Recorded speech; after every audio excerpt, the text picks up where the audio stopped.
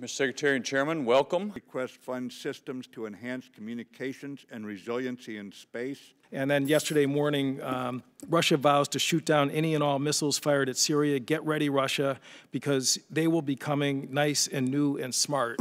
Again, in terms of trying to align those messages with a clear strategic direction for our country, I'm not asking you to answer any questions about operational decisions that you are considering right now, but what is the policy, the Department of Defense regarding and strategy regarding the Assad regime, its future, and the Syrian civil war, or is there a strategy?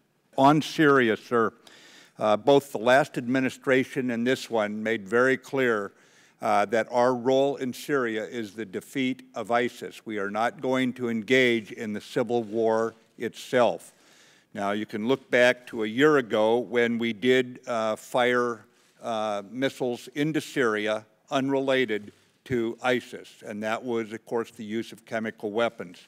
And some things are simply inexcusable, beyond the pale, and in the worst interest of not just the Chemical Weapons Convention, but of civilization itself. And so the recognition of that means at times you're going to see contrary impulses. You saw President Obama try to deal with those chemical weapons when he was in and enlisting the Russians, who now it shows were complicit in Syria retaining those weapons, Assad retaining them. And the only reason Assad is still in power is because of the Russians' regrettable vetoes in the UN and the Russian and Iranian military. So how do we deal with this very complex situation? First of all, we are committed to ending that war through the Geneva process and the UN-orchestrated effort. It has been unfulfilled because, again, Russia has continually blocked the efforts. But that doesn't mean we give up. We work with the international community, the United Nations, to get the Geneva process underway and make certain that we don't allow this war to go on. I've seen refugees from Asia to Europe, Kosovo to Africa. I've never seen refugees as traumatized as coming out of Syria. It's got to end, and our strategy remains the same as a year ago. It is to drive this to a UN-brokered peace, but at the same time keep our foot on the neck of ISIS until we suffocate it.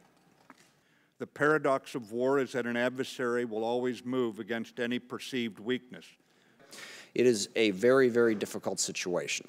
Two presidents have struggled with how to deal with it. I'm not going to pretend that I have an easy answer, but until we have a more long-term strategy, until we have some idea where we're going in Syria and the Middle East, it seems unwise to me to start launching missiles. We need to know where that's going, what the purpose of it is before we take that act.